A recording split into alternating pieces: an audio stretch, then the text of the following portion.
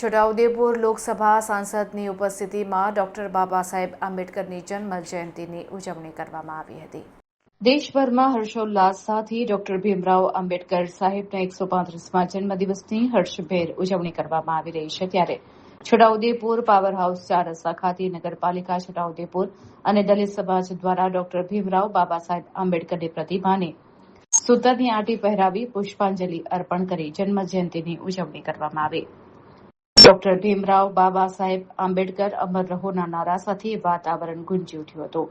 આ પ્રસંગે છોટાઉદેપુર લોકસભા સાંસદ જશુભાઈ રાઠવા, નગરપાલિકા પ્રમુખ મંજુલાબેન કોલી, કારોબારી અધ્યક્ષ અલ્પા શાહ, નગરપાલિકા વિવિધ સમિતિના ચેરમેન, પાલિકાના સભ્યો, દલિત સમાજના આગેવાનો, નગરપાલિકાના કર્મચારીઓ મોટી સંખ્યામાં ઉપસ્થિત રહ્યા હતા અને ડોક્ટર બાબા સાહેબની પ્રતિમાને ફૂલહાર કરવામાં આવ્યા હતા। બંધારણના ઘડવૈયા ડૉક્ટર બાબા સાહેબ ભીમરાવ સાહેબનો આજે જન્મ જયંતિ છે।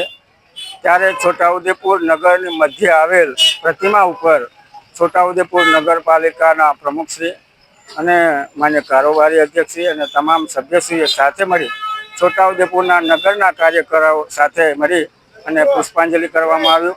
આજના દિવસે બાબા સાહેબને વંદન કરું છું, અભિનંદન આપું છું અને ધન્યવાદ માનું છું।